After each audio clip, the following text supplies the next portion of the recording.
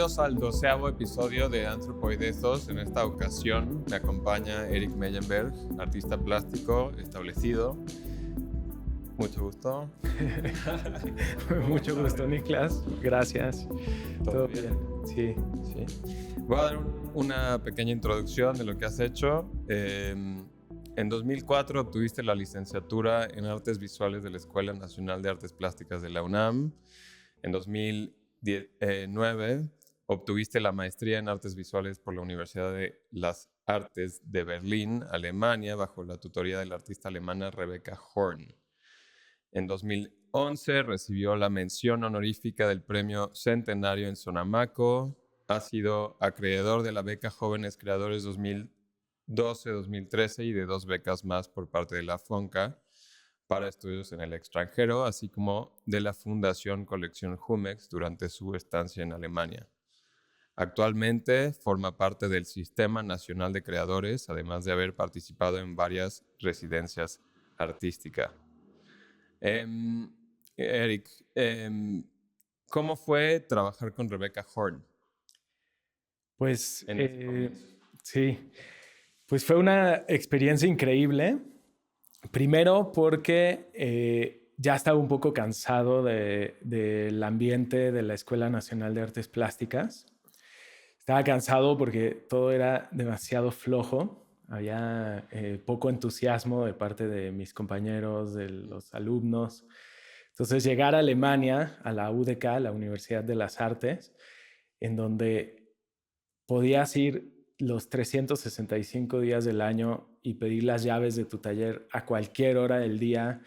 Podía llegar un domingo a las 3 de la mañana y había gente trabajando. Eso como que trae una energía muy particular.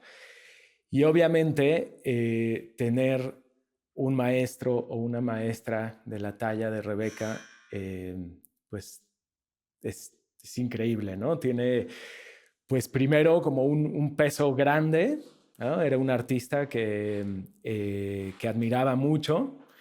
Todos sus primeros trabajos de instalación, de performance, de dibujo, me emocionaban mucho cuando estudiaba todavía en la UNAM. Entonces, el poder conocerla y poder recibir sus comentarios y valoraciones sobre mi trabajo es algo que cambió definitivamente pues, el rumbo de mi producción, y especialmente porque me hizo muy consciente de algo que sigo trabajando hasta la fecha, que es la manera en la que el cuerpo de un espectador recibe una obra en el espacio, ¿no? En aquel entonces estaba haciendo una de mis primeras videoinstalaciones. Okay. Y la experiencia que me compartió Rebecca fue crucial. Ok. Sí. Entonces, realmente de las cosas que primero te llaman es video, arte visual, como más digital. Pues no exactamente. Yo empecé estudiando pintura, Okay. y es lo único que quería hacer y lo único que me interesaba. En el camino, en la Escuela Nacional de Artes Plásticas, me encontré con un gran maestro de escultura, Francisco Quesada, y en mi segundo año de talleres en la escuela me dio mucha curiosidad meterme al taller. Fue increíble, tuve una gran comunicación con Francisco. El único problema, entre comillas, que ahora lo veo pues como un acierto, es que me alucinó tanto la teoría sobre escultura que me puse a escribir durante todo un año. Escribía y escribía sobre lo que significaba lo escultórico o lo que yo iba encontrando en lo escultórico, hasta que llegaban los momentos en donde Francisco me decía: está maravilloso, ya llenaste quién sabe cuántos cuadernos, pero hay que traducir eso a una forma, a un material en el espacio. Y ahí me di cuenta que no era el momento. Sin embargo, me dejó una sensación y un conocimiento que sigo explotando hasta hoy en día.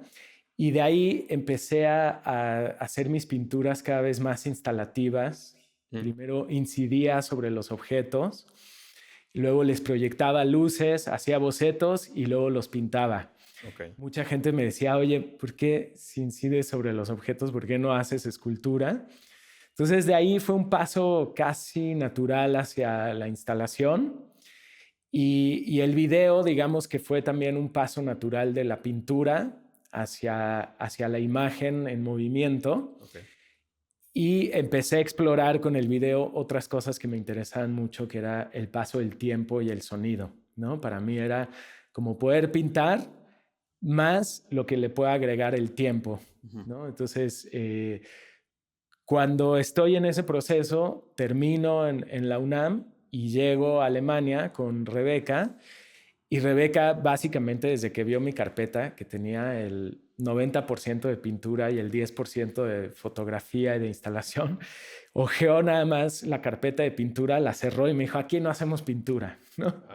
Entonces, fue duro. Fue duro, Intenso, sí. pero al mismo tiempo me motivó a salirme del, y entre comillas diría, porque siempre es una referencia para mí la pintura, pero a salirme de ese lugar de confort y a empezar a experimentar otras cosas que ya estaban ahí cocinándose desde tiempo atrás. Entonces, digamos que ella me dio el empujón que necesitaba para abrirme hacia video, instalación sonora, performance, foto, no sé. ¿Y crees que esta noción de que la pintura es lo clásico y como que es un status quo y se debe de romper es algo que hoy está cambiando? Porque yo lo que veo es que sí se ha tomado así en los últimos 25 años, específicamente en México, me imagino en Berlín igual, que hay una onda más hacia lo conceptual, más hacia la instalación, un poco rompiendo con, pero noto que hay un retorno y se me hace curiosa que hay como esta batalla interna dentro del mundo de arte que ¿no? Tiene esta resistencia hacia la pintura muchas veces. Sí. ¿Qué piensas? Pues en realidad yo creo que nunca se fue la pintura y nunca se murió. Siempre se siguió pintando. Y en Berlín, no sé, de todos los talleres de arte contemporáneo, por lo menos la mitad eran de pintura y yo seguía viendo pintura y yo seguía pintando y a la fecha sigo pintando. Okay. El problema es que que los otros proyectos que hago son muy demandantes y me queda poco tiempo para pintar, pero sí es algo a lo que constantemente regreso. Y sí creo que en los últimos, no sé, 8 o 10 años, sí ha habido un regreso más claro a la pintura o la gente está pintando más otra vez. No, definitivamente. Bueno, al menos en lo que es la Ciudad de México, sí siento que ha habido una como aproximación a la pintura de nuevo que se veía obsoleta, tal vez, siento, o la veía así el mundo de coleccionistas. O sea, me he topado con gente que me dice, es que sigues presentando pintura. Y Sí. yo, pero pues, ¿cuál es el problema, no? Claro. ¿Por qué quieres que muera? Igual y hay una intención doble, pero... Bueno, pero qué curioso que pues, estabas con Rebecca Horn, artista ya de renombre, muy buena. ¿Por qué no vamos un poquito más hacia tus comienzos? O sea, Sí. ¿de dónde sale esta creatividad que tienes, este amor por el arte que evidentemente has hecho por cuánto tiempo? Más de 25 años, cuando menos, Sí. ¿no? ¿Alguna vez te inspiró a alguien de niño a hacerlo? ¿Creciste en alguna familia que estuviera enfocada en esto? ¿O de dónde sale? Pues es una buena pregunta. En realidad no hubo algo que lo detonara, sino que tan solo fue así desde que me acuerdo. No hay nadie en mi familia que se dedique al arte, salvo mi hermano mayor que estudió música, ya no ejerce como músico. Sin embargo, es alguien muy creativo, pero nadie más en la familia se dedica al arte. De hecho, es Anormal. anormal y siempre fuimos un tanto anormales, mi hermano y yo en la familia. Pero desde que me acuerdo, siempre la pintura y el dibujar eran una suerte de refugio y un lugar de mucho placer y de mucha intimidad y de mucho gozo. Entonces, ni siquiera... ¿Un refugio de algo? O... No, tan solo, ahora que lo veo como con mucha distancia y mucha perspectiva, recuerdo como una sensación de mucho placer, ¿no? De estar ahí. Entonces, por eso hablo de un refugio, como es un lugar y un espacio que se abre al momento de estar creando algo, que se vuelve un pequeño nicho en donde te sientes bien. Como un ¿no? hogar. Exactamente. Y en realidad no hubo algo que detonara, que yo dijera, en este momento... O sea, no hay una memoria a la que regresas tal vez. No, solo recuerdo que esta sensación de placidez total y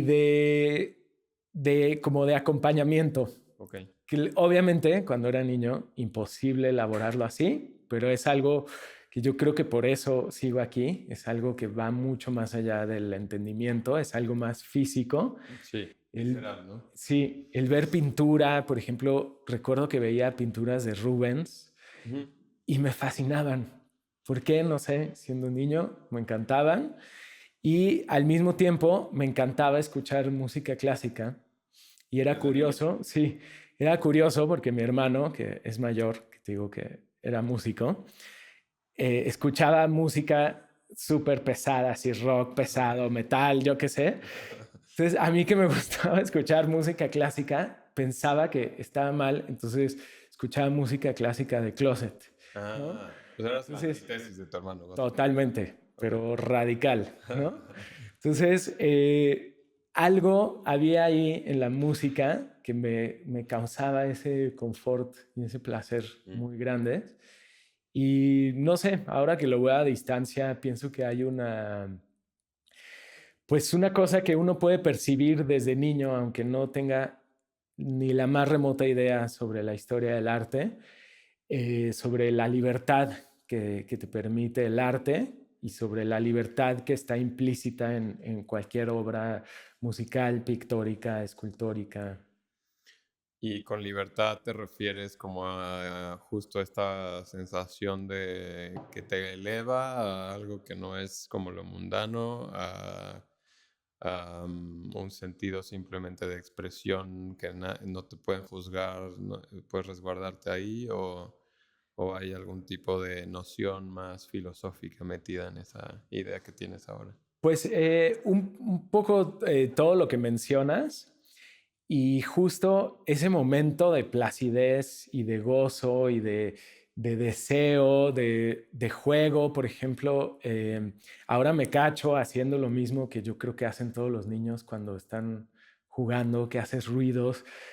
Eh, Ahora estoy haciendo mucho cerámica que me tiene muy atrapado y recuerdo mucho que cuando dibujaba de niño que gesticulas y necesitas mover el cuerpo y hacer sonidos, que es algo que se transmite de ese momento de libertad en donde te abstraes del mundo y solo vives para ese momento de creación, ¿no? Sí, Que claro. no quisiera ponerle ni etiquetas, es solo un momento de apertura y Sí, de no pronto existe el tiempo, ¿no? no De existe el alguna tiempo, forma. sí. Y a eso me refiero por ese espacio de libertad. Y justo regresando a esta idea de la cerámica, he estado desde hace 3, casi 4 años muy clavado con la cerámica porque vuelvo a sentir ese lugar sin tiempo de Y mucha también hay libertad. algo de esa materialidad, ¿no? Yo he estado experimentando un poquito con escultura. Nunca fui bueno con esta onda como bidimensional, como que no entendí, pero también como que siento esta idea como de eres, como que no tienes esta preocupación de nada, estás como experimentando, como que la sensación de la misma arcilla o de la misma o del barro, como que te hace ver más cosas o transmite un tipo de forma que tal vez no encontrarías en algo que es más pictórico. exacto. ¿Sí? ¿Sientes eso? Justo, todavía no me atrevería a aseverarlo, pero siento que todo lo que buscaba durante muchos años con la pintura, que pienso que nunca alcancé a concretarlo, ahora lo siento con la escultura de una manera muy natural, con la escultura en cerámica, por lo menos ahora. Casi, como dices, empiezas a trabajar el material y el material se va haciendo por sí solo. Y de hecho, tengo una gran maestra que a veces digo que voy más a clases de filosofía con ella que de cerámica. ¿Por qué? Pues porque es una mujer brillante, muy sensible y muy inteligente y te enseña a hacer cerámica sin enseñarte a hacer cerámica, ¿no? Por ejemplo, siempre cuento esta anécdota que me encanta. Ella se llama Carmen, Carmen de la Parra, y a veces cuando siento que algo no está funcionando, le digo, Carmen, no sé, esto no está funcionando. Nada más se acerca, te da una palmada en el hombro y te dice, tranquilo, la cerámica es como los problemas, hay que tomar distancia para verla. Y se va, ¿no? Es casi como un oráculo en donde tienes que interpretar. Entonces te alejas de la pieza, la ves con cierta distancia y de pronto notas que o el equilibrio no funciona o la textura, pero ella no me dijo es que la textura o esta forma pesa más que esta. Es nada más como algo vivencial que te deja un aprendizaje con esa materialidad tan directa que tienes con el barro en las manos.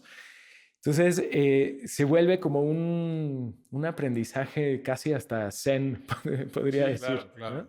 Bueno, y te gusta también este aspecto filosófico. Me encanta, me encanta. Y muchas veces ella me empuja a que trabaje. A veces yo soy diestro y me dice, a ver, hazlo con la mano izquierda, ¿no? O ponte a caminar y no lo veas, ¿no? Entonces, a veces empiezo a trabajar las piezas hasta que llega un momento en donde ya la forma casi se manifiesta sola y ahí es cuando ya empiezo a trabajar un poco más conscientemente. Sí, está muy loco porque creo que si hablas de este...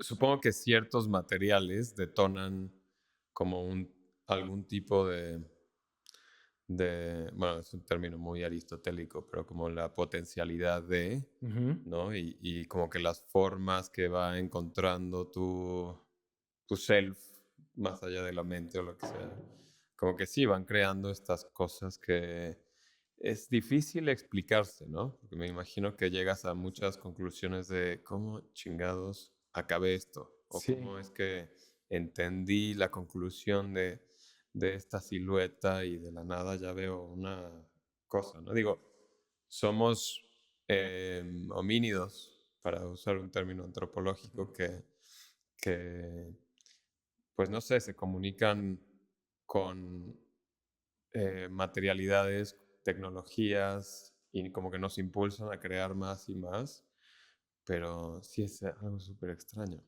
Sí. Un misterio. Es un misterio y en realidad por eso me gusta tanto, porque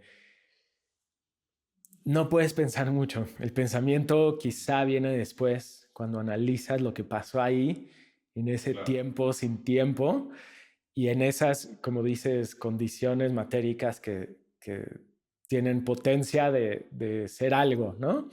Y a veces algo que me gusta mucho es tratar de estirar un poquito esa potencia de la cerámica en este caso, ¿no? Como tratar de llevarla a un extremo. A veces fracasas, a veces no, y a veces son unas sorpresas increíbles, ¿no? Aunque tú sigues pintando tu cerámica, ¿no? O sea, es parte de tu proceso. Digo, evidentemente pienso que es brillante utilizar, obviamente, capas de conocimiento que ya llevas, ¿no? Y llevar ese edificio a tal vez otra materialidad o otra forma de usar tu cuerpo, ¿no? Para llegar a un objetivo. Sí, aunque es curioso porque casi toda la cerámica que he hecho hasta el momento es monocromática. hay algo que todavía me impone mucho en el color de los esmaltes. He estado empezando recientemente, este año, a jugar más con distintos esmaltes, ver cómo se funden, pero también la cerámica y los esmaltes tienen una cosa que es, y yo creo que es de las cosas más maravillosas de la cerámica, que es lo impredecible, que al final el fuego es el que tiene la última palabra. Entonces puedes usar 2 veces el mismo esmalte en el mismo horno, en la misma quema, y tener 2 resultados completamente distintos, ¿no? Entonces, ahora que siento que es tan reciente para mí la cerámica, apenas estoy metiéndome a algo tan complejo como es el color en la cerámica. No, y qué curioso que, o sea, que nombras este evento, ¿no? Con el fuego, como la sedimentación, digamos, de inclusive un pigmento, que es algo que pues hoy en día estamos como en un momento muy extraño con tipo un 3D printing que te va a dar algo como muy homogéneo, ¿no? Y casi el diseño que hiciste, o sea, puede que tenga alguna imperfección, pero creo que parte del arte de justo de armar cualquier pieza como a través de tus manos y herramientas que encuentras es como que no son exactas y que muchas veces te sorprende el proceso más allá de que esté planeado todo, ¿no? Sí, totalmente. Sí. Justo antes de llegar a la entrevista, Carmen me mandó fotos de unas piezas que acaban de salir con unos resultados que no me esperaba, ¿no? Yo esperaba ver otra cosa, pero ver ese accidente ya me echó a andar completamente, ¿no? Como me inspira muchísimo y nada más de ver una foto, no he visto la pieza en vivo, ya me sugirió hacer una serie con base a ese accidente, que como te decía, no sé si se va a repetir, pero por lo menos ver eso inesperado abre unas puertas increíbles, ¿no? ¿Y de dónde, o sea, tomas esta inspiración? Digo, he escuchado a diferentes artistas mencionar de dónde sacan esta inspiración. Obviamente podemos irnos a temas muy mitológicos como de no, es que son las musas y la chingada, o viene de divinidades, o he escuchado escultores, justo conocí algún tallador de madera que me decía que pues, en sus sueños como que veía la forma exacta de lo que tenía que hacer y la madera también le sugería. Entonces como que me da curiosidad de entender también ese lado que es como, sí, podríamos decir inconsciente, pero evidentemente la inconsciencia o el inconsciente en sí es un tema que no sobra, ¿no? O sea, puede haber arquetipos, puede haber versiones. ¿Tú de dónde crees que viene? ¿O no o piensas como viene de la nada y es una creación ahí? Pues ciertamente no podría decir de dónde viene, porque creo que, como bien dices, se construye a través de una red súper compleja de tiempos, momentos, información, emociones. Mucho de lo que hago sí sale de un momento del inconsciente, casi en sueños. Muchas veces me despierto cuando veo cosas o imagino piezas o las escribo o me levanto a hacer bocetos y confío muchísimo en esas intuiciones. Y normalmente cuando lo hago, al día siguiente o a los días siguientes, aparece una cosa casi como por serendipia que es como una confirmación de eso. Y cuando empiezan a pasar una serie de eventos así, de confirmaciones, cuando digo, definitivamente tengo que hacer un proyecto al respecto, ¿no? Y todos los proyectos que hago empiezan por una intuición. Siempre confío mucho en que si algo llama profundamente tu atención, hay algo ahí que uno como artista tiene que indagar y profundizar. Y muchas veces, sobre todo cuando estaba en la carrera y justo cuando había terminado, forzaba mucho mis procesos, ¿no? Por querer... Implícate. Forzar un proceso.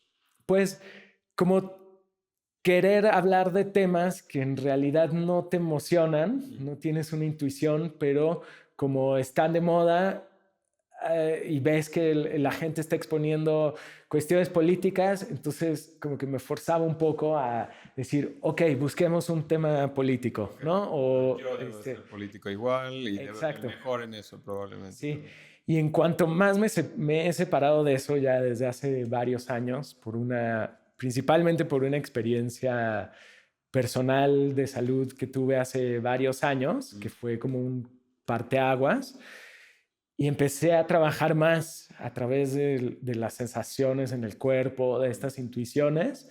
El trabajo ha sido mucho más honesto, más fluido, más potente y hasta más político, sin querer serlo, ¿no? Claro. Como sí, sin forzar. sin forzarlo. Pero, sí. Bueno, parece a que llegaste como a temas más auténticos, como dices, que sí son viscerales, que existen en ti, que te llaman, que te atraen, que tal vez fantaseas, deseas, o sea, pero que son, o sea, sí es curioso pensar en todo lo que consumimos, que es realmente de alguien más o algo más, ¿no? Como los chismes tienden a ser estas nociones que pueden crear un sentido de realidad, ¿no? Falso, yo pienso, pero que tienden a justamente ser como inauténticos, ¿no? En su esencia. Entonces creo que me gusta escuchar esto como de ti, de un artista, ¿no? Como que busca todavía esta voz honesta que sí indagas hacia aquellos horizontes que son misteriosos, que no entiendes. Sí, y siempre mi producción está cambiando porque pues a veces me interesa más una cosa que otra, a veces quiero explorar más sonido, a veces se va más hacia la pintura, a veces más hacia la cerámica. Entonces, como que no hay un patrón estable en mi producción. Ok.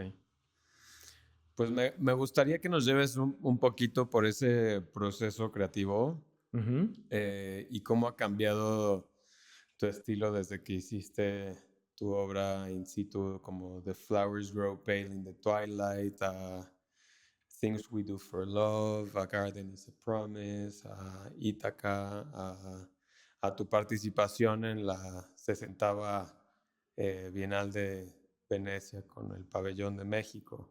O sea, entiendo que así has cambiado de esas nociones como tal vez clásicas de la pintura, pero también me da curiosidad ver que tienes como un lado abstracto en la pintura, como que justamente te ha llamado como esto de representar taxonomías, ¿no? De ya sea la frontera, de México, ¿no? Y crear ahí como un tipo de instalación in situ em, a esta onda que traes más como de cerámica y video. Vi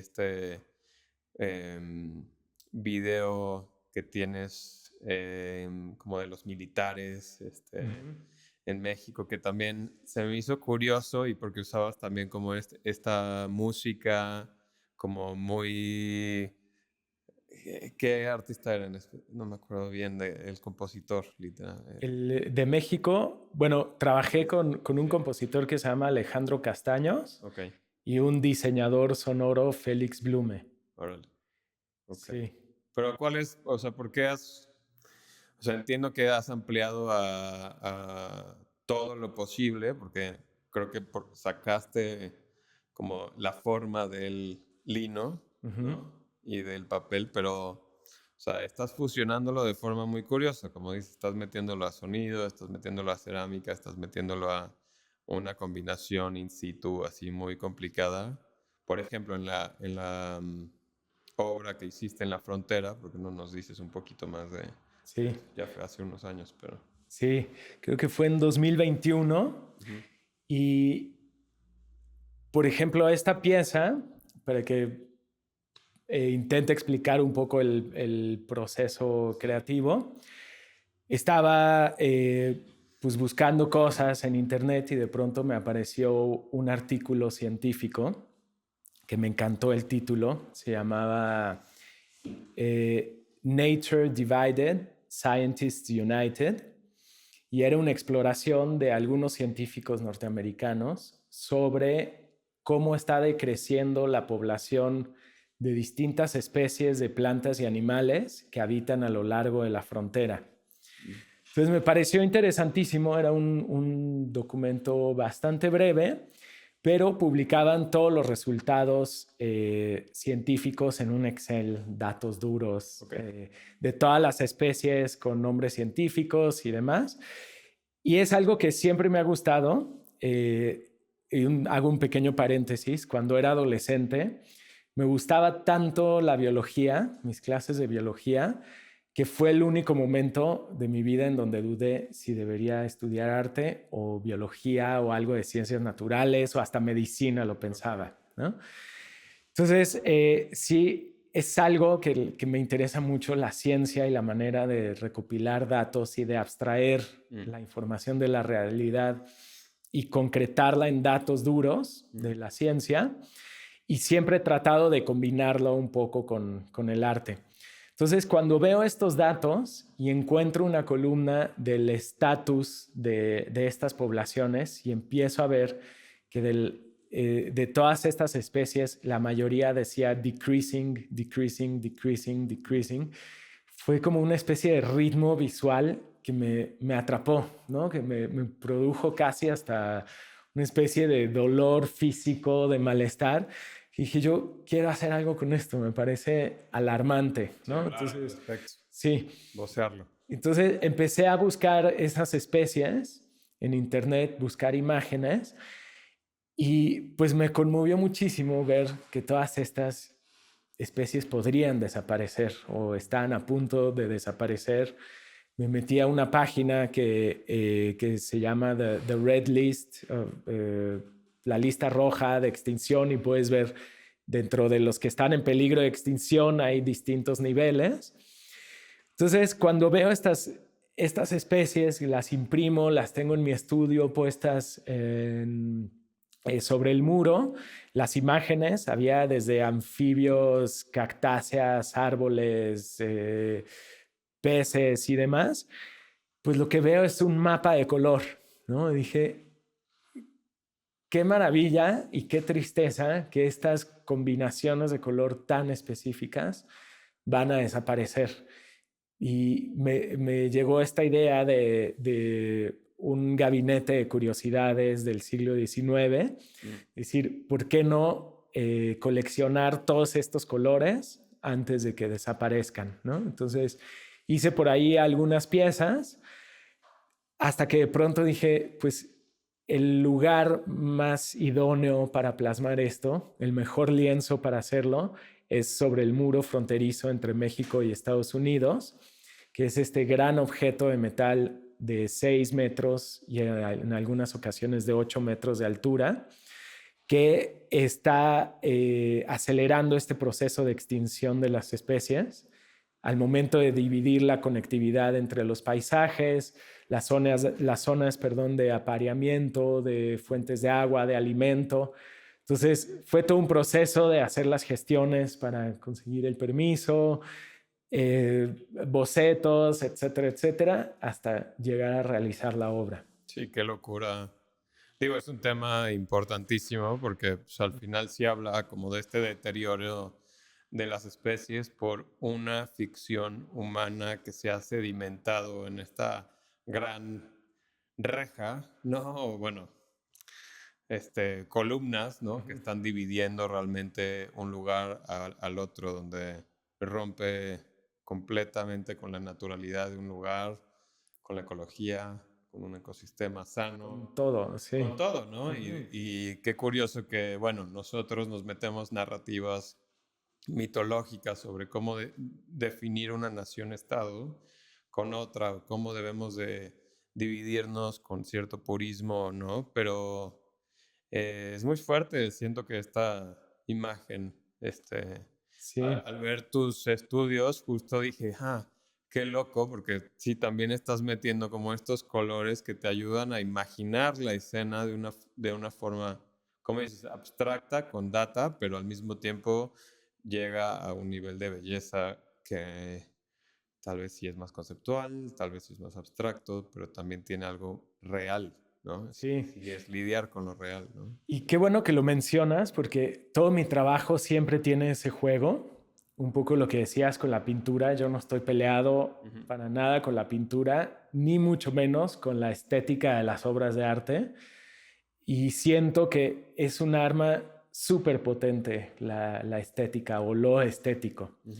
Y justo lo que sucedió ahí es que al momento de transformar el entorno en algo que sí es bello, empezó a venir la gente de la comunidad a ayudar a pintar porque veían el muro todos los días y en cuanto hubo un cambio que les trajo una cierta noción de belleza, de esperanza, de goce, venían como voluntarios a ayudar a pintar y al mismo tiempo eran pues un medio para pasarles la información, para decirles, pues saben qué son estos colores, pues son colores de las especies, están en peligro de extinción. Entonces se empieza a propagar la información gracias a que lo estético pudo congregar a la gente, ¿no? Y eso me parece un valor muy grande del arte. Sí, algún artista alguna vez me comentó, mira, no vamos a cambiar el mundo con el arte, pero sí la percepción que hay del mundo. Bueno, y que hablando de estas taxonomías que estabas viendo en cuanto a especies, me gustaría entrar también a otro tipo de obra que hiciste. Según yo, nos conocimos en una exhibición que tenías en la Galería de Lourdes Sosa, que era, no sé si estabas reutilizando la obra que hiciste en 2010. O si hiciste otro tipo de obra o realmente qué estaba pasando. De estudio taxonómico comparativo entre las castas de la Nueva España y las del México contemporáneo. ¿Cuál es la situación? ¿Realmente estabas rehusando estas piezas? ¿Estás dándole la exhibición por fin o qué estaba ocurriendo? Sí, estaba reutilizando estas piezas que fueron una parte central de ese proyecto del estudio taxonómico, pero eran, digamos que, piezas del proceso de investigación de la instalación final, que sí se hizo en 2010, fue comisionada por dos museos, por el Laboratorio de Arte Alameda y por el Haus der Kulturen der Welt de Berlín. Y me comisionan el proyecto dos historiadoras mexicanas alrededor de los festejos del Bicentenario y me invitan a hacer un proyecto alrededor del indigenismo en México.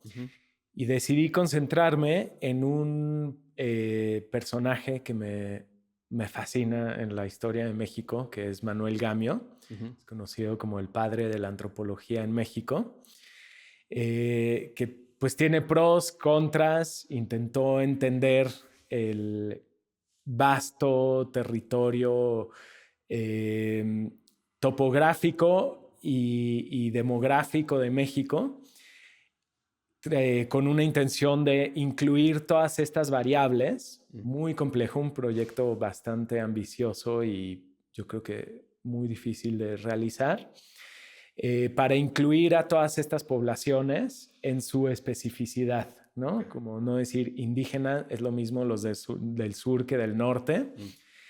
Y al mismo tiempo, pues con unas ideas de finales del siglo XVIII y principios del XX, que también eran muy cuestionables.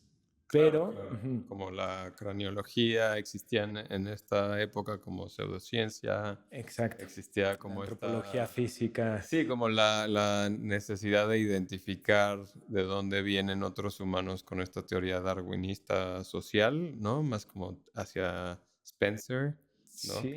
Que es, bueno, pero en México, evidentemente, creo que él como antropólogo, pues es alguien interesante. Mucha gente cree que este sistema que él desarrolla como de categorización o taxonomía, ¿no? Que hace, que es algo que realmente existía como algo, como un status quo completamente veredicto y en sí es más bien el estudio que él hace, ¿no? Sí, y en realidad, o sea, esto viene desde la colonia, ¿no?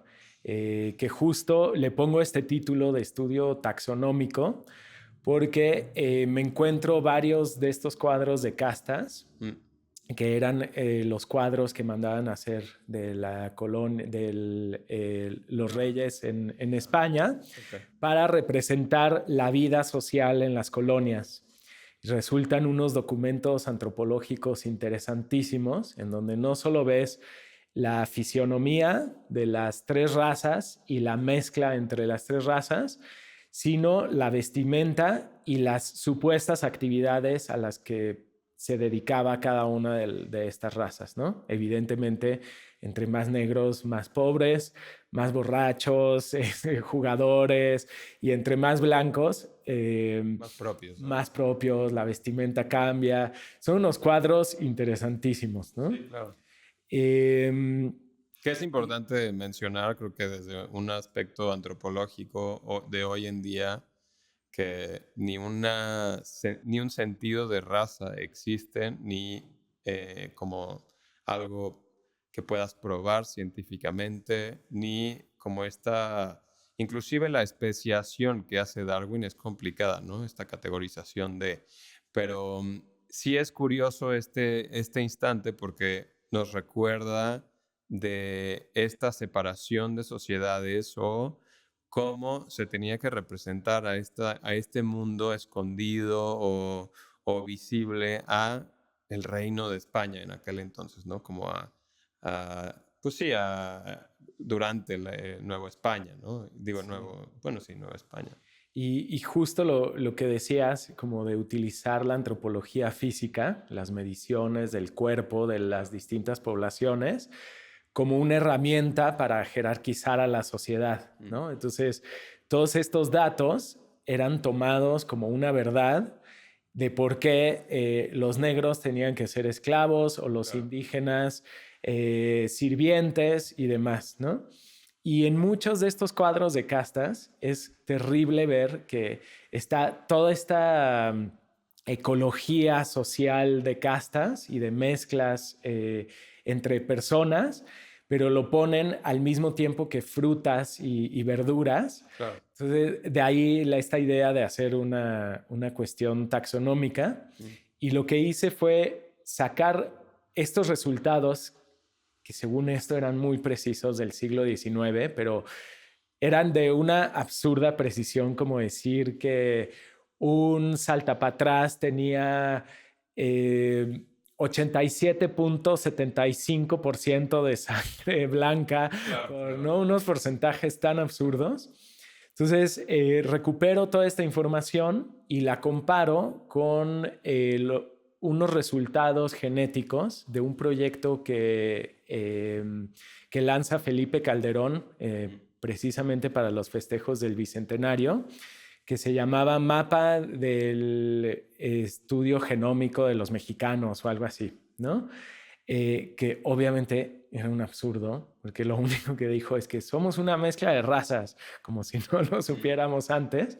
Pero para mí fue muy interesante porque hablé con la genetista, que fue la directora de todo el proyecto, y me dio toda la lista de datos de individuos, obviamente sin nombres, solo tenía la clasificación por estados. Sacaron muestras de varios individuos del norte, las costas, el centro, el sur de México, y me proporciona los resultados genéticos en cuanto a proporciones de sangre, lo mismo que en el siglo XIX. Entonces, comparándolos, me doy cuenta que había 52 individuos que prácticamente tenían exactamente los mismos porcentajes de sangre que en las castas. Y yo lo tomé como una especie de comentario histórico, político, como decir, pues sigue igual, este sistema de castas sigue igual, pero disfrazado.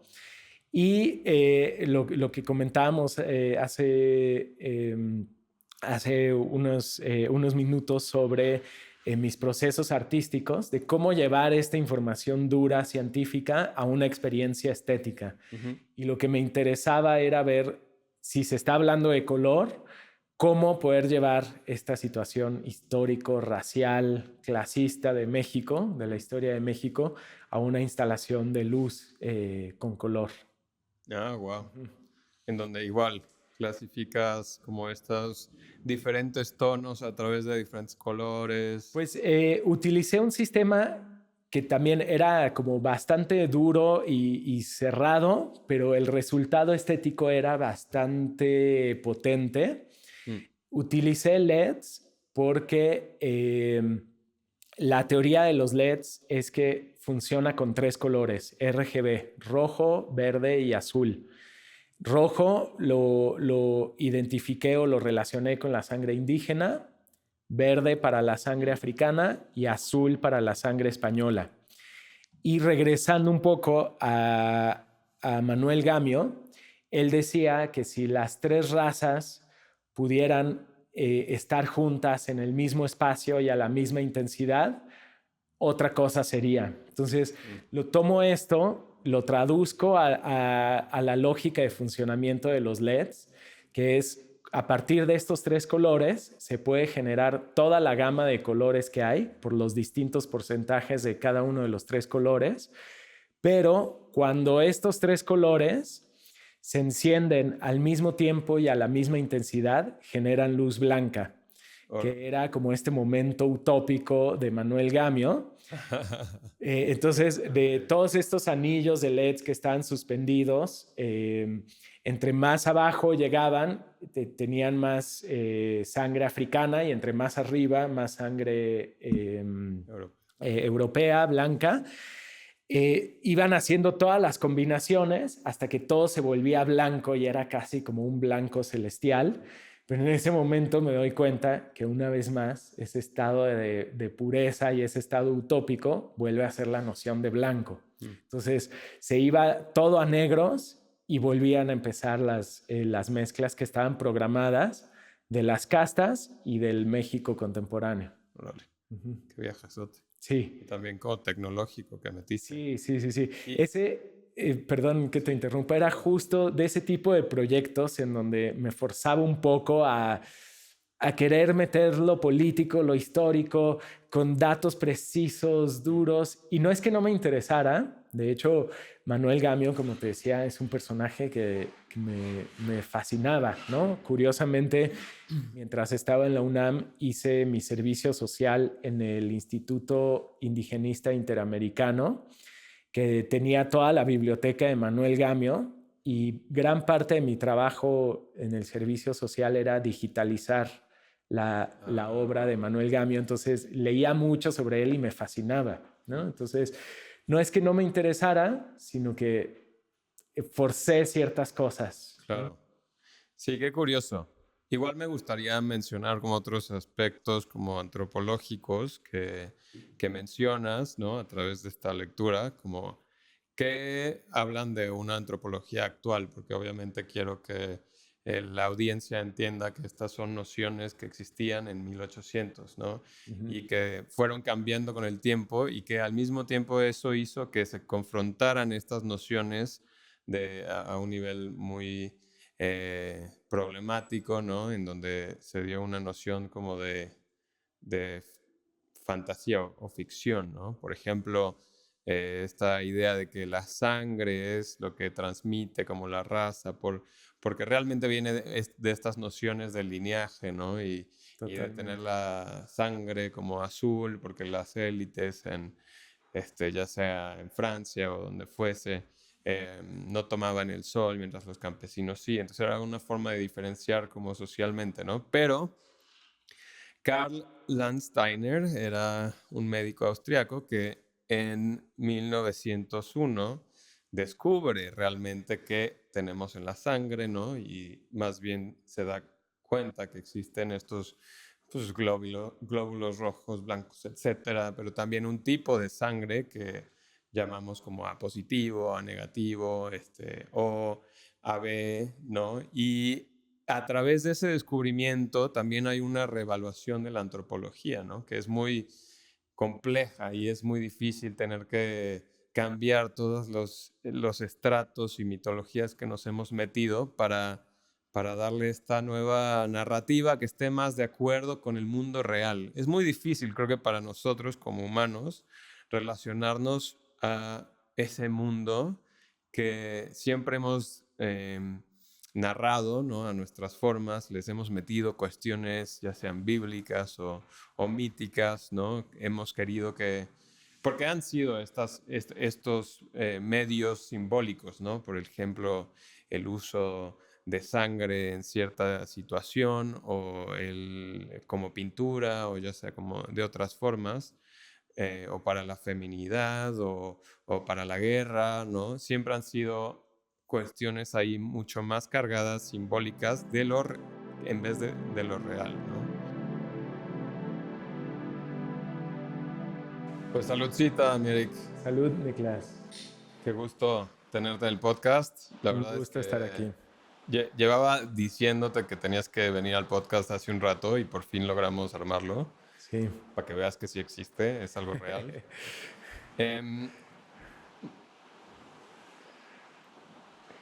Refrescante.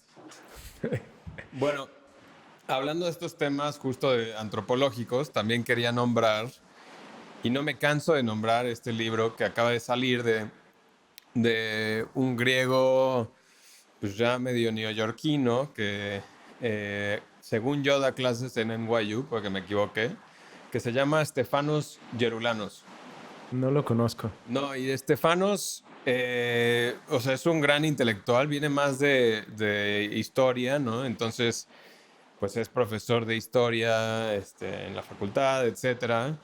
Y escribí un libro recientemente que a mí me movió mucho, justo como todas estas ideas que estamos hablando, que tienen que ver justo con este tema de, bueno, cómo aterrizamos teorías tanto evolutivas como que estén influidas por algún tipo de aspecto colonial o pseudociencias y cómo es que lo podemos entender, ¿no? Él tiene un libro que se llama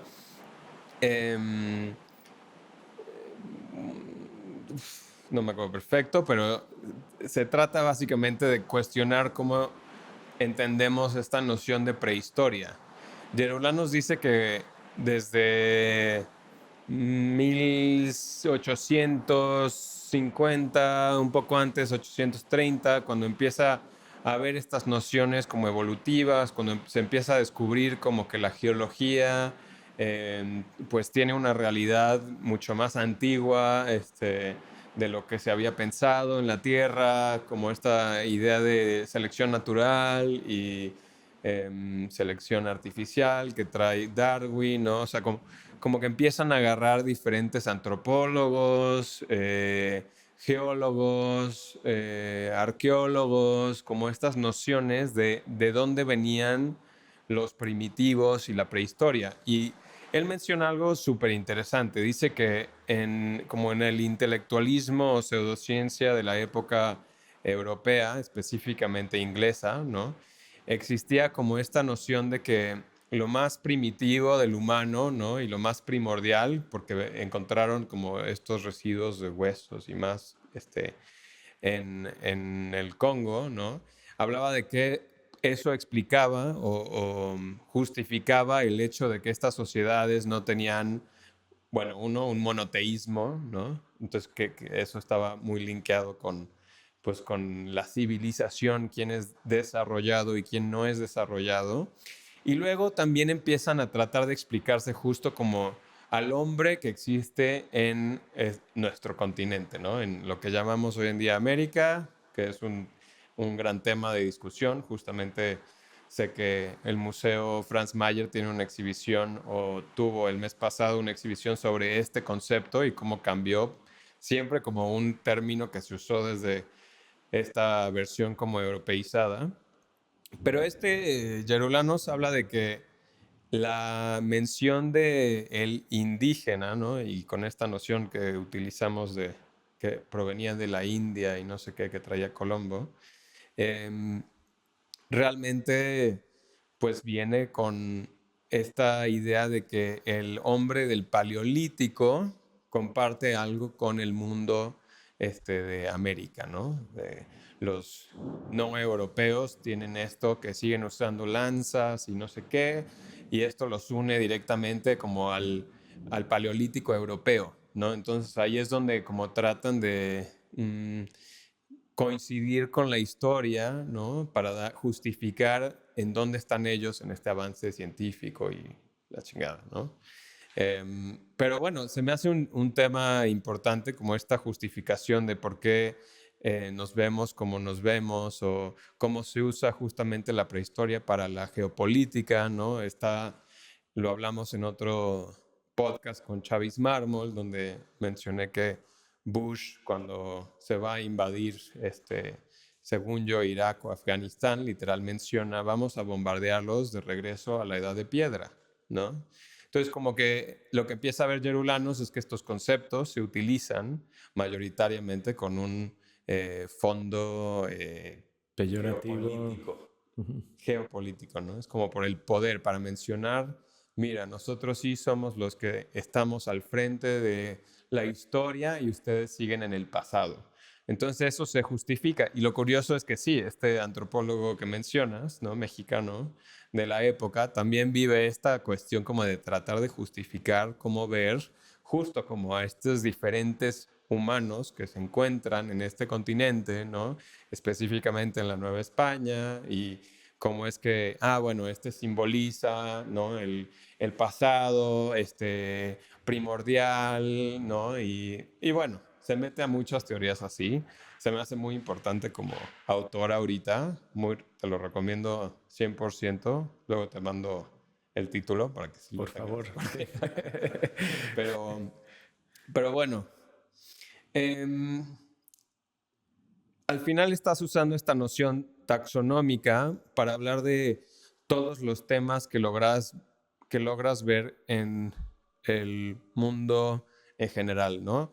En un aspecto lo estás usando en data, en ciencia, pero también en biología, ¿no? Hablas de que en algún instante pensaste en ser biólogo justamente por esta fascinación, y también lo usaste como para ridiculizar un poco estas nociones de casta que se tenían, pero al mismo tiempo con cierto asombro, ¿no? Entonces, esta dinámica de taxonomía, ¿no? Y de categorizar al mundo sigue siendo súper importante. A los científicos les sigue costando discriminar entre una especie y otra, o cómo es que cambian o mutan a otra especie, ¿no? Si se reproducen o no. Entonces, es curioso que llevaste todo eso justo a una experiencia estética. Se me hace maravillosa tu idea y muy compleja.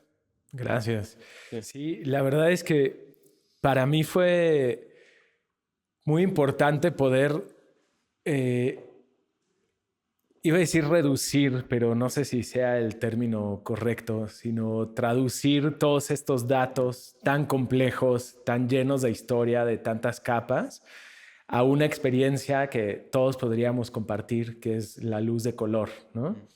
Y, por ejemplo, en el caso del estudio del mapa del genoma de los mexicanos, que se hace en 2009, con estos mismos valores de color, hice un ejercicio de traducir estas cantidades, por ejemplo, el 85% de rojo con el 10% de azul y el 5% de verde, y ver qué color aparecía. Hice esto mismo con las castas de la colonia, de tal suerte que tenía un pantone colonial en donde los brincos entre los colores eran muy marcados porque no había una mezcla tan grande, es decir, había muchos tonos de azul, muchos de rojo, muchos de verde, y algunas mezclas empezaba a ver ciertos violetas. Cuando mezclas azul y rojo se vuelve violeta. Eso sería un mestizo, ¿no? Que sería... Pero lo que fue muy interesante de llevar este experimento estético a la historia o a través de este experimento histórico tratar de comprender un hecho histórico, fue en el momento en el que hago esta misma ecuación con los individuos contemporáneos. Y para mi sorpresa, la gran mayoría de ese Pantone se volvió un violeta rojizo. Esto quiere decir que la población indígena ha crecido y la información genética indígena ha tenido una presencia mayor. Y curiosamente, en los estados del norte, como en Sonora, el violeta se hacía más azuloso. Okay. Es decir, que hay una mayor influencia europea y es lo que conocemos vulgarmente como güeros de rancho, ¿no? Que justo eran todas las poblaciones españolas que se iban a trabajar al norte a las minas y luego hacia las costas y hacia el sur el rojo se vuelve un poco más café. Si al rojo le sumas verde, se va volviendo un color más terroso.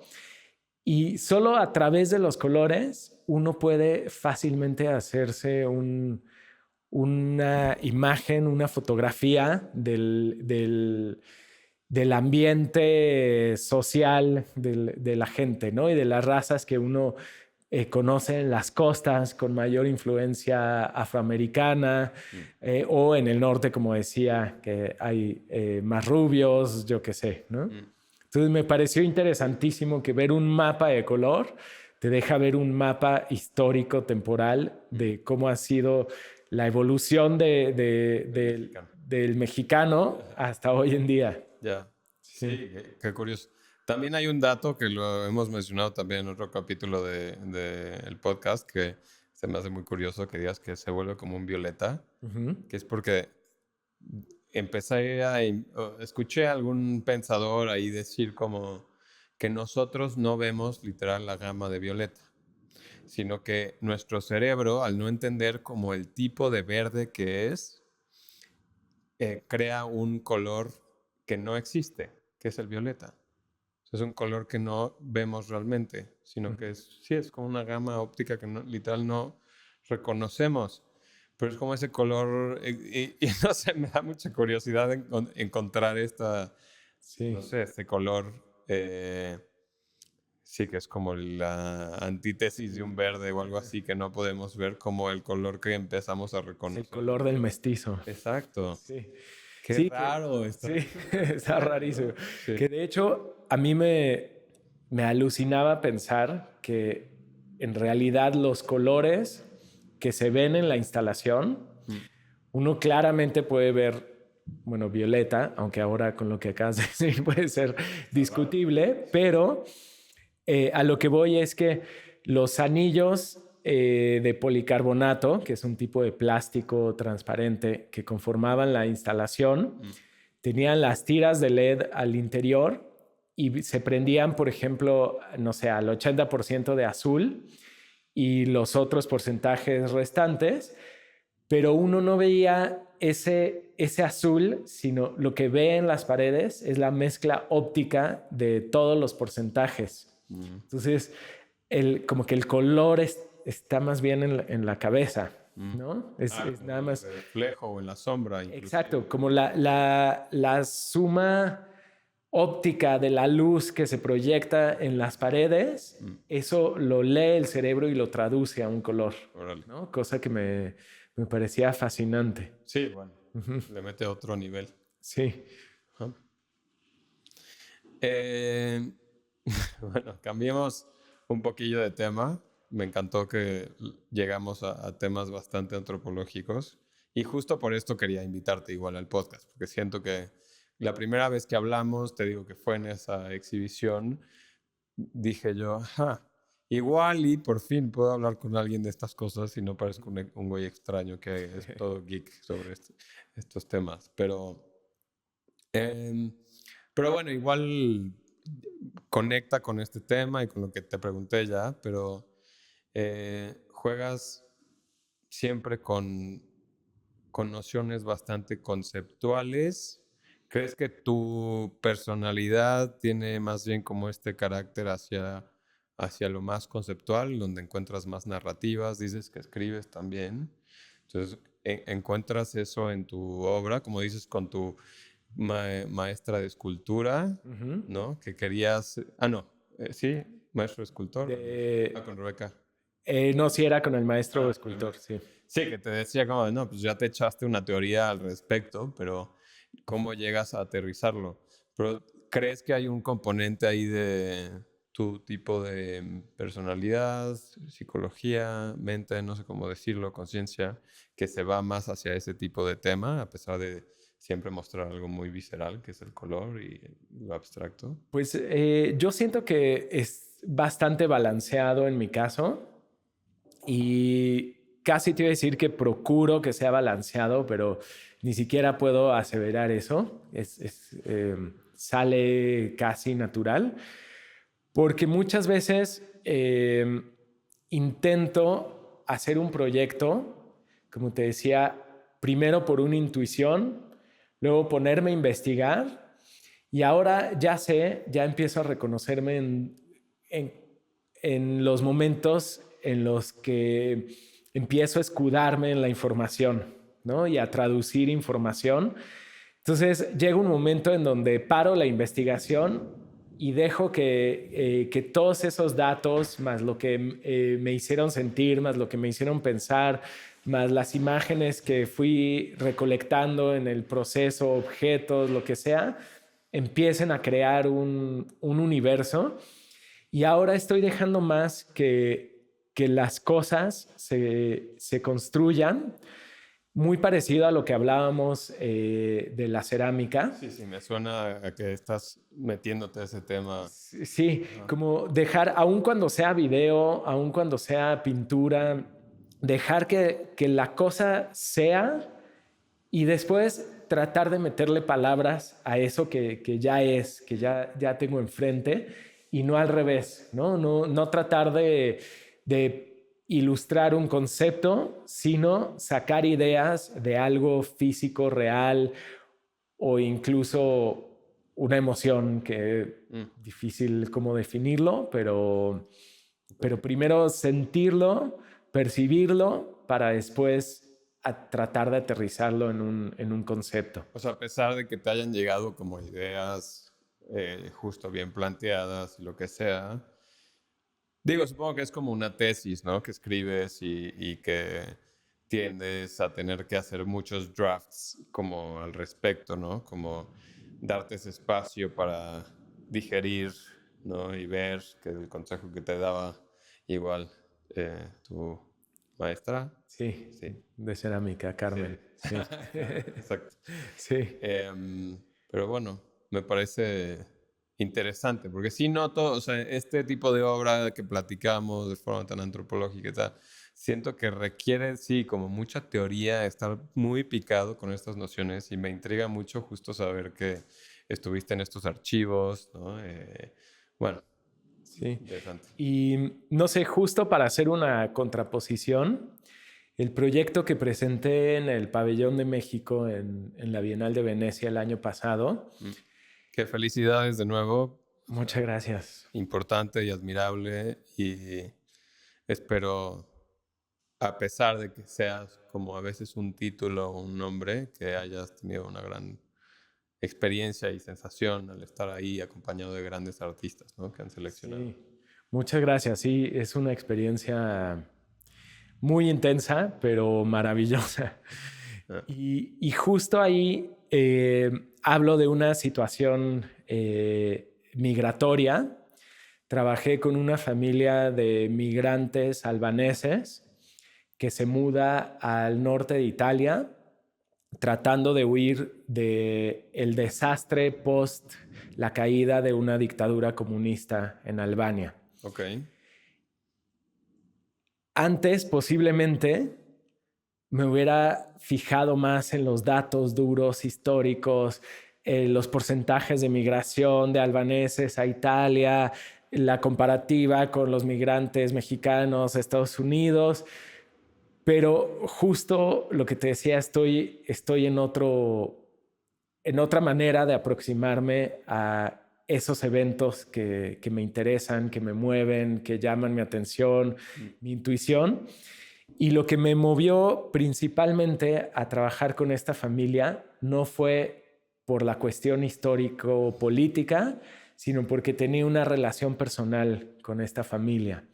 Entonces, compartir una mesa con ellos, hablar desde un lugar mucho más humano, más real, compartir alimentos, ideas, música, poemas, estar así en la vida con ellos fue lo que me llevó a hacer el proyecto, sin pensar en que en algún momento podría ese material fílmico que levanté en Italia, que podría llegar a ser un proyecto e inclusive podría llevarme a representar a México en Venecia, ¿no?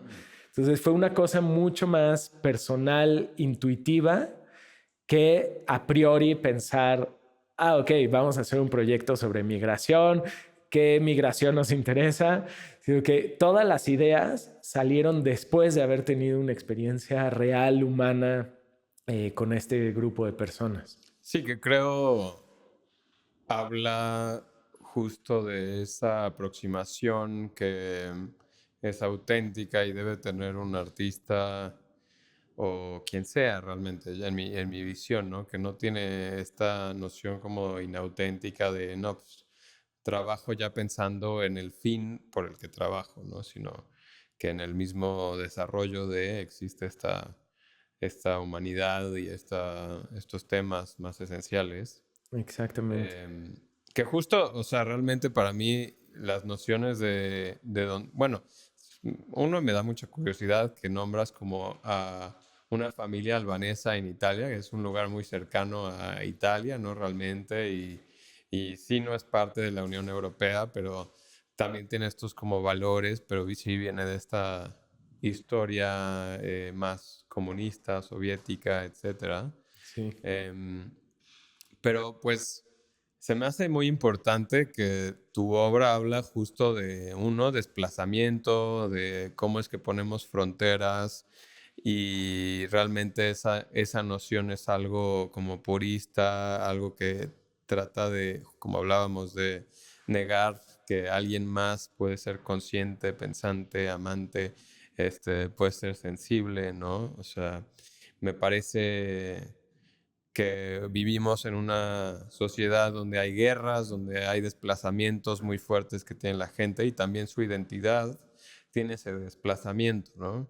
Y alguien que busca justo como negar otras personas que tal vez vienen de otros contextos, que no hablan tu lengua, etcétera, y no verlos como humanos, se me hace la versión más peligrosa que existe hoy.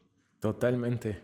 Y justo lo que dices, mis proyectos y este en particular intentan borrar eso, ¿no? Incluso algo que fue importantísimo para mí al momento de editar ese material fue tratar de borrar, aunque es hasta cierto punto es imposible, todas las nociones antropológicas, folclóricas, documentalistas de ese material. Yo lo que quería es que uno viera una familia compartiendo ante una mesa emociones, tristezas, alegrías, enojos, y que te conectara más por una cuestión primordial, ancestral, humana, que por un pasaporte o una historia de fronteras, ¿no? Claro. Y eso fue una de las cosas que más rescato de haber tenido la oportunidad de mostrar la obra en Venecia, que pude hablar con gente literalmente de todo el mundo. Y fue muy grato ver que no importa si eran asiáticos, europeos, africanos, latinoamericanos, norteamericanos, todos tenían un punto de coincidencia afectiva con la mesa. Y justo uno de los elementos esenciales de la pieza era una videoinstalación, pero había una mesa larga de 6 metros con objetos de cerámica que replicaban un poco los leftovers, lo que queda de una escena familiar en una mesa, ¿no? Era como si una familia, después de haber compartido los alimentos y una celebración, tuvieran que desaparecer y dejan la mesa puesta todavía con comida, los vasos medio llenos. Entonces era una mesa... Como still life, casi. Exacto. Órale. Tenía algo un tanto fantasmagórico, pero al mismo tiempo se veía una mesa habitada y decidí esmaltar todo en blanco precisamente para tratar de generar un lienzo en blanco en donde los espectadores pudieran proyectar las mesas de sus memorias, ¿no? Y esto te digo que fue uno de los aciertos, podría decir, de la pieza, que la gente, africanos o asiáticos, me hablaban de las mesas de su infancia, de las mesas de sus recuerdos con su familia, y eso fue muy conmovedor. Sí, qué curioso que tal vez hay aspectos muy compartidos en la historia humana, ¿no? Que tal vez podremos hablar de las diferencias que tenemos, pero justo hablar de lo que nos une. Yo siempre he sido un gran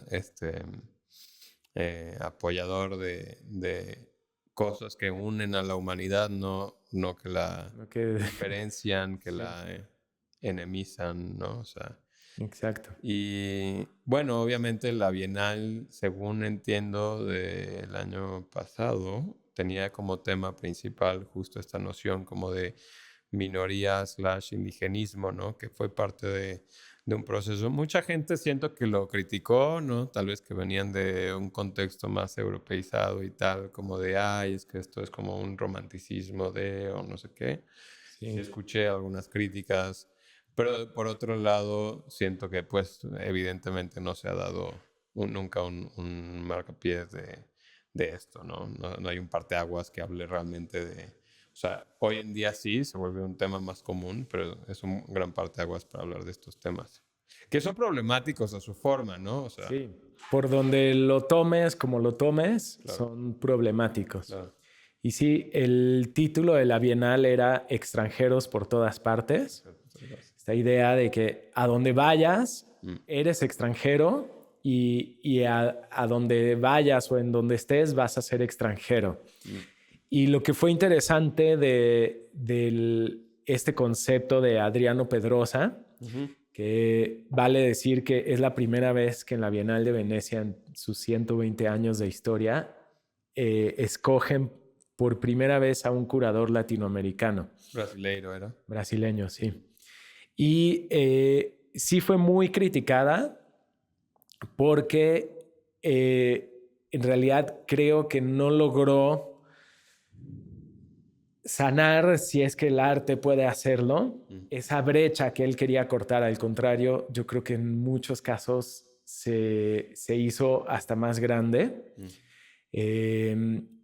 Su statement, que era muy interesante, era tratar lo extranjero no solo con la obviedad de alguien que migra o se mueve de un lugar al otro, sino aquellas minorías que son consideradas extranjeras dentro de su propia comunidad, minorías sexuales, raciales, incluso hasta mencionaba a los artistas como pequeñas células extranjeras dentro de la comunidad.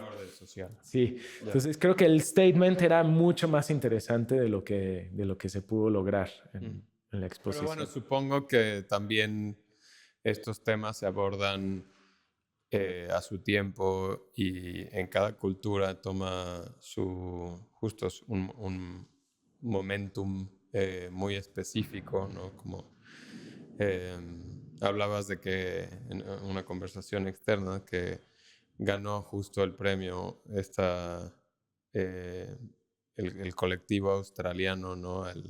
Pero que tenía como algo de frialdad. Sí. ¿Puedes describir un poco más de la obra para que entendamos? Sí. Gana el pabellón de Australia, no recuerdo el título que tenía, era dos piezas sobre el exterminio de aborígenes en Australia. Y la ponemos aquí. Y era en realidad una especie de monumento casi arquitectónico, blanco, prístino, que a mí me pareció muy frío para el tema, ¿no? Como te decía, no es que uno espere ver una cuestión obvia, pero me parecía tan agarrado con pincitas que no sé, no me conectaba. Cuando leía sobre las ideas, los conceptos de la pieza, me parecía muy interesante, pero esa unión de resultado con la pieza me pareció fría, no sé. Sí, tiene sentido, especialmente dado que muchos extranjeros que llegan a cualquier lugar le meten mucho color al mundo o le meten otro saborcito a la comida o otras, no sé, otra forma de hablar, otro slang, otra grosería, otra, ¿sabes? Como que siempre hay esa especia que se mete, ¿no? De la otredad que bueno, creo que debería ser justamente más flameante, un poco más colorido, pero igual y tocó las venas de un status quo y que eligió la versión más tenue, ¿no? O sea, que eso no necesariamente habla de que la Bienal haya sido mala en sí o de poca calidad o que no haya dado el mensaje, sino más bien de los jueces. Pues sí, eso definitivamente. Lo fuerte de este tema. Sí. Oye, también tienes una serie que me gusta, que me gustaría que nos expliques un poquito del concepto, que hablas de Nadir. Sí, ¿Nos puedes hablar más detrás de esto? sí. Em, es una serie de esculturas, un tanto instalativas, de madera pintada de negro con hoja de oro.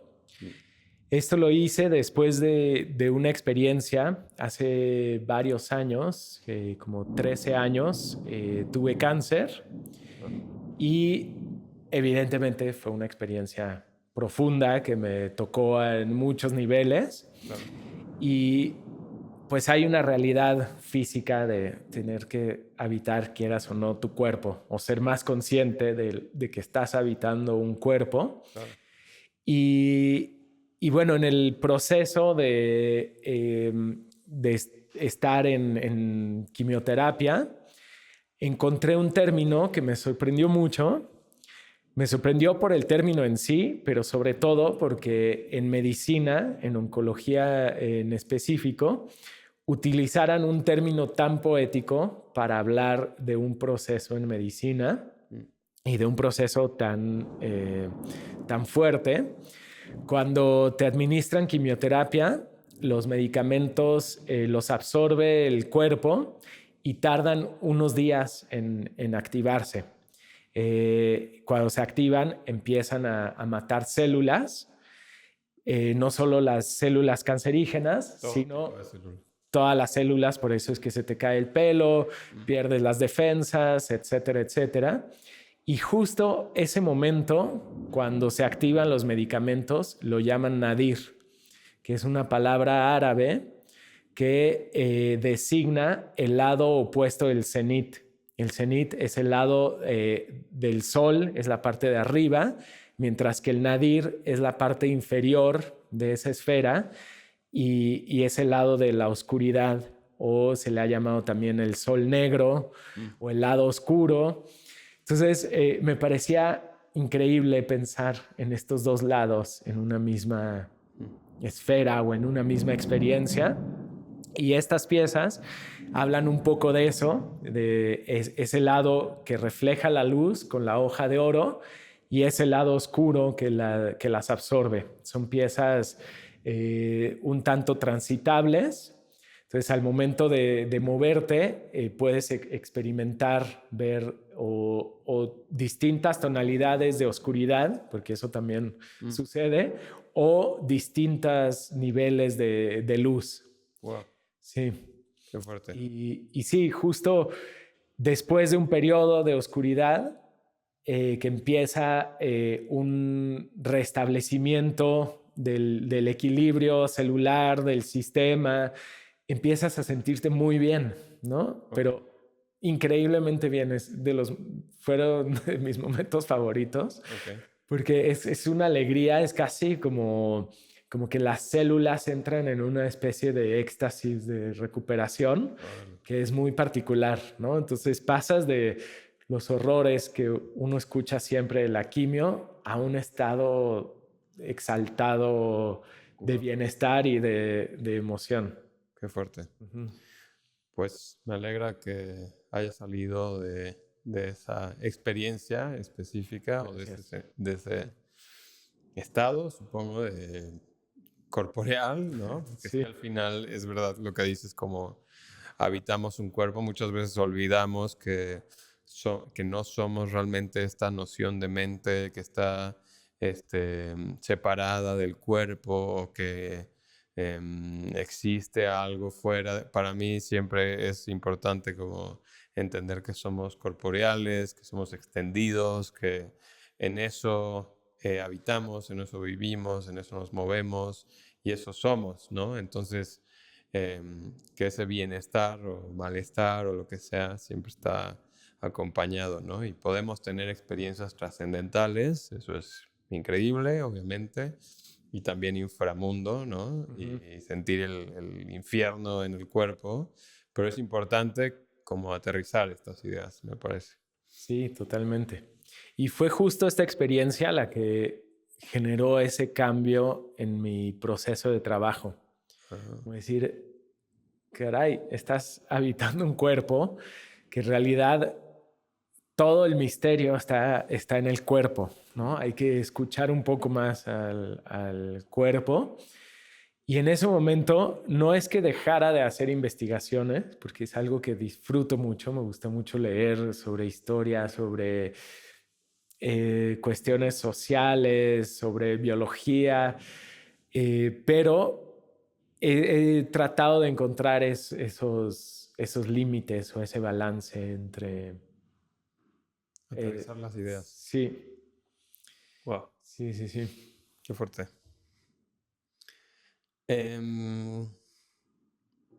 Bueno, ya que llegamos a este tema más profundo y tal, me gustaría escuchar si le puedes dar algún consejo a artistas que acaban de salir de la carrera o que están haciéndolo, ¿no?, sin ningún estudio, que están enseñados, o ¿qué le recomendarías a alguien que empieza en el mundo de arte? Uh-huh. Pues yo creo que el mejor consejo que podría dar es seguir tus propios instintos, hacerlo de la manera más honesta, y eso siempre te va a llevar a encontrar cosas, ¿no? A veces, como me sucedió a mí un poco por el temor de pertenecer o no pertenecer, de querer entrar cuando estás empezando, quieres entrar en la escena del arte, obviamente. Sí, quieres atascarte. Sí, y quieres ver la manera en la que se están haciendo las cosas para poder participar, pero eso a la larga te aleja más, porque justo lo que el mundo del arte necesita es de voces propias, ¿no? Entonces, la única manera de encontrarlas es escuchándote y haciendo, ¿no? Esta idea de que te puedes quedar sentado a esperar a que lleguen las musas me parece que es muy falsa. Sí. Yo creo que las musas llegan haciendo, llegan en el momento del hacer, en el momento en el que apachurras un bloque de barro, en el que das una pincelada, en el que juntas dos imágenes en un editor de video o dos sonidos. Ahí es cuando... ¿Cómo? O escribes algo. O escribes, o claro, no sé, ¿no? Al hacer, sí. Al hacer, sí. Entonces, eso, y no dejar de hacer nunca nada.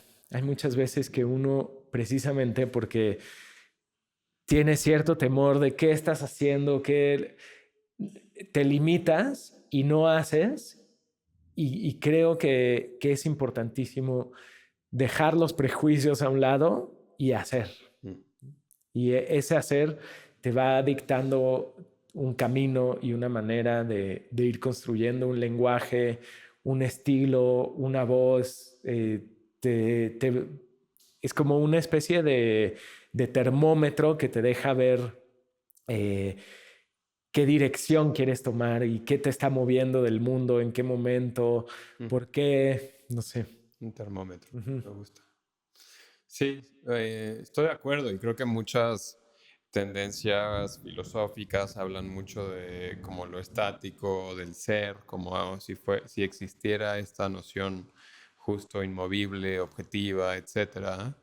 Pero creo que lo que nos enseña tanto una cuestión como de física, de relatividad o de cuestión del observador o también en un sentido filosófico como el estudio del humano, es que realmente siempre la acción, la intencionalidad son lo que rigen nuestra vida y eso es la mayor realidad efímera que existe, ¿no? Que habla de nuestra temporalidad, que nos relaciona con el tiempo, también con el silencio, también con otras nociones cambiantes, pero me gusta que hayamos hablado de estos temas.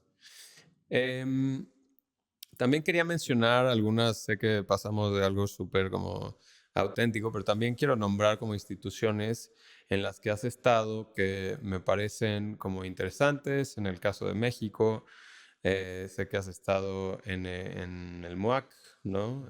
Presentado obra ahí, has presentado un performance y un video ahí en el Museo Tamayo, según entiendo. El Museo Amparo tiene esta obra de taxonomía. El Instituto Nacional de Bellas Artes también ha tenido tu obra. Y la Fundación Telefónica, la Fundación Benetton en Italia. Y otras reconocidas colecciones privadas. Pero bueno, saltando a este tema de coleccionismo y tal vez más bien hacia museos en los que te gustaría exhibir, ¿cuál es el museo de tu sueño en donde quisieras tener una exhibición, un solo show? Wow, qué buena pregunta. Ya me metí dentro. Sí. Pues no sé, hay muchos museos que me gustan mucho. No sé, en la Tate, por ejemplo, me encantaría poder. Otros artistas me han dicho lo mismo. ¿Ah, sí? Y creo que sí es un gran espacio. Es un gran espacio, sí. Para poder tener una exhibición. Sí. Sería un sueño estar en el Tate. Sí. Escuchan gente del Tate. También hay un museo en Berlín que me gusta mucho, que se llama Hamburger Bahnhof. Claro, sí. Me encanta. Sí. Cuando viví 5 años allá, era de mis lugares preferidos, ¿no? Iba por lo menos una vez al mes. Bueno. Entonces sí, le tengo un especial cariño también A este espacio. Sí. Sí, Hamburgo es un espacio curioso, ¿no? Más como abierto a nuevas ideas en Alemania. Sí. Y bueno, como última situación, quería abrirte como el espacio también para nombrar nuevas cositas que traes. Sé que hablabas de estas nuevas cerámicas en las que trabajas, pero ¿qué tienes en el futuro? ¿Cuáles son? Pues he estado trabajando desde hace 5 años en un proyecto que tiene su raíz en Casa Barragán, en un aspecto tangencial al arquitecto, lleno de vida también, que es... Habló Barragán aquí. Habló Barragán, se manifestó. Que he estado trabajando con Ana María Albor, que es la ama de llaves, que ha estado cuidando de la casa por más de 50 años. Conoció a Barragán y hace los arreglos florales más increíbles que he visto en mucho tiempo, con su gran sensibilidad, pero siguiendo toda la enseñanza que hereda de Barragán de una manera muy natural y vivencial. Y a raíz de la Bienal de Venecia, tengo una invitación para hacer un proyecto en Emiratos Árabes, Órale. Que eso me entusiasma mucho. ¿En algún lugar en específico? En Sharjah. Ok. Sí, que es uno de los 7 Emiratos.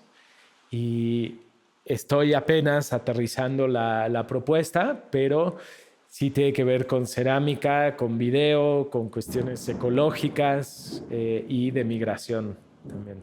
Como que todo se ha unido. Y bueno, hablabas de esta nueva oportunidad. Sí, a raíz del pabellón en Venecia, me están haciendo una invitación para hacer un proyecto en Emiratos Árabes Unidos. Increíble. En uno de los 7 Emiratos que se llama Sharjah. Y pues estoy apenas aterrizando la propuesta, pero va por buen camino. Ok. Y tienen todo, me imagino, para fondear cualquier proyecto. Pues al parecer, sí. Pues sí, la verdad es que hay un nuevo coleccionismo que está surgiendo justo en la zona, ¿no? Sí. Que es importante. Sí, y justo algo que me ha gustado mucho es que la gente de este Emirato está tratando de hacer un crecimiento mucho más desacelerado, más consciente, más revisando la historia que sus vecinos de Dubái, ¿no? Que están separados por 20 minutos, pero es un universo de diferencia. ¿Y por qué dices que tienen esta? Pues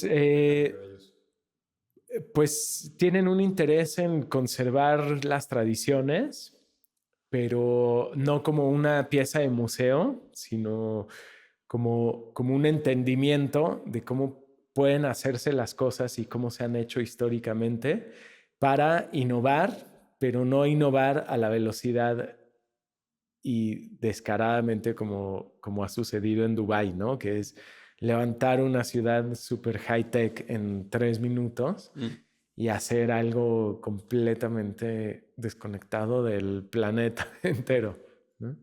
Bueno, nunca he ido a la zona, pero confío en tus palabras. Sí, la verdad es que es muy fuerte. Yo estuve unas horas nada más en Dubái. Okay. Justo la gente de Sharjah me dijo, oye, pues ya estás aquí, date una vuelta por Dubái.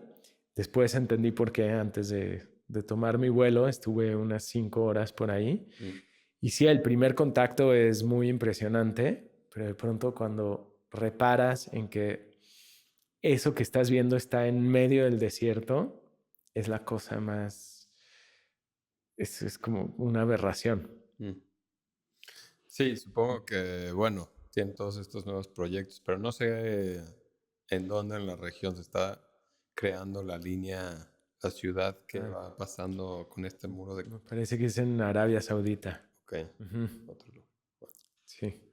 Oye, y cambiando un poquito de tema, creo que no hemos hablado mucho de cuáles han sido tus influencias en cuanto a artistas, cineastas, literatura. Sí. ¿Por qué no nos nombras algunos de tus grandes ídolos? ¿Por qué no empezamos con arte plástico y después nos movemos a otros temas? Sí. Pues bueno, como te decía, Rubens desde niño Te movió. me movió muchísimo. Sí. Y después he pasado en toda mi carrera que estudié pintura por varios pintores. Otro de ellos que para mí ha sido básico es Morandi, Giorgio Morandi. Y no sé, hay muchos artistas visuales que me interesan mucho. Dame otros. Por ejemplo, Félix González Torres. Okay. Cuando lo descubrí, primero tenía una resistencia muy grande a su trabajo. Y cuando lo entendí, y lo entendí emocionalmente, se volvió una referencia fundamental en mi trabajo. The Atlas Group, que me parece que ya no existe, era un colectivo que nunca se supo si en realidad era un solo artista libanés, que se hizo, o sea, trabajaba con ficciones sobre la guerra civil en el Líbano. Okay. También su trabajo me movió muchísimo. Pues algunos artistas de video como Bill Viola también, cuando me metí a ver su trabajo, bueno, Y justo más video, más sí, performativo. Sí, exacto. ok, Sí. interesante. Y de literatura, pues uno de mis ejes fundamentales es Marcel Proust. En busca del tiempo perdido es una novela a la que caigo recurrentemente, quiera o no. Perdiendo el tiempo ahí. Perdiendo el tiempo en el tiempo perdido de Marcel Proust. También la Odisea y la Ilíada de Homero han estado muy presentes en mi vida, en mi carrera. ¿Y por qué te llaman estos dos temas? Que... Pues Proust, por la manera de abordar la memoria y haber encontrado en su lecho de muerte el arte, en este caso la literatura, como el único medio para recuperar algo que ya estaba perdido, ¿no? Que era su vida, y solo pudo recuperarla a través de su habilidad literaria, cosa que me... sí, es un mensaje sí, lindo y fuerte. sí. Tolstoy también, Guerra y Paz, también me parece uno de los ejes fundamentales. ¿Te gusta leer libros que son de más de 1000 páginas? Me encantan. Sí. Sí. Los novelones decimonónicos y de principios del siglo XX son mis favoritos. Sí. Un poco más contemporáneos, la escritora francesa Marguerite Duras. Okay. Me fascina, me encanta. ¿Algún libro que quieras recomendar en específico? Pues todos sus libros. Okay. Todos. El amante, Un dique sobre el Pacífico. Ella me parece fundamental. Recientemente leí un autor que siento que tiene una manera de escribir similar a ella y una sensibilidad muy parecida, que también me tiene fascinado. Se llama Ocean Vuong. Es vietnamita. Él, su madre y su abuela fueron exiliados a Estados Unidos después de la guerra de Vietnam. Y no sé, su manera de escribir me ha cautivado. Es lo último que leí. No, y justo, bueno, es difícil ser un extranjero en una cultura que trató de eliminar tu cultura, ¿no? Cultura, exacto. Doble negación de alguna Doble, exactamente. Es maravilloso, de una desolación, pero de una belleza brutal. Y eso me mueve mucho, como encontrar belleza en momentos críticos. Y hablando de eso, ha habido otra escritora que también me movió muchísimo, y sobre quien estoy haciendo otro proyecto nuevo. Se llamó Irene Nemirovsky. Nemirovsky. Con N, Nemirovsky. Ella era ucraniana y se nacionaliza francesa, judía, y escribe una novela maravillosa, muy recomendable, que se llama Suite Francesa. Okay. Que escribe durante la Primera Guerra Mundial, 1941 a 1942. O Segunda Guerra Mundial. Segunda, perdón. Sí. Mientras está huyendo con su marido y sus 2 hijas de la persecución nazi. Y justo escribe, que eso es sorprendente, mientras está sucediendo la ocupación. Entonces, poder tener la distancia crítica de escribir de lo que está sucediendo. Quería hacer una novela de 5 tomos y terminó el segundo, esbozó el tercero, escribió ideas del cuarto y el quinto. La atrapan y muere finalmente en Auschwitz. Sí, es durísima la historia y la novela es espectacular. Entonces justo ahora me movió tanto que dije, para cerrar un poco lo que hemos estado hablando de mi proceso, cuando algo así sucede, digo, tengo que trabajar con eso porque no puede ser que me haya sacudido de esta manera. Algo encontraré ahí. Claro. Sí. Y bueno, en cine hay dos cineastas que, bueno, hay muchos, pero sí. Bueno, puedo mencionar 4 que han sido importantísimos.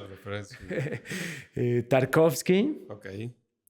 Fellini, Pasolini y Theo Angelopoulos, en griego. Fantástico. Sí. Angelopoulos, no sé si lo he escuchado. Igual y el equipo. Sí. Pues no, igual y no. Tiene unas películas monumentales. Todas son muy recomendables. Griego. Sí, su manejo de la cámara, de las situaciones sociales, de cómo crea una poesía con la cámara, los actores, me parece monumental. Fantástico. Sí. Pues bueno, muchas gracias por haber participado en este podcast, querido Eric. Gracias, Niklas. Ha sido realmente interesante. Creo que hemos abordado temas que a mucha gente le causan cositas, ¿no? Ya sean positivas o negativas, sobre el rol del exiliado, el inmigrante, el problema de la taxonomía, de tal vez el proceso experimental dentro del arte y creativo, de cómo encontrar ideas y tus recomendaciones a gente que va empezando en esto. Se me hizo una gran conversación, te tengo mucha admiración, para mí eres una gran persona y de nuevo mil gracias por haber estado en Antropoidethos. Espero vuelvas en otro capítulo. Muchísimas gracias, Niklas. Un gusto siempre hablar contigo. Aprecio mucho la invitación y esta charla especialmente.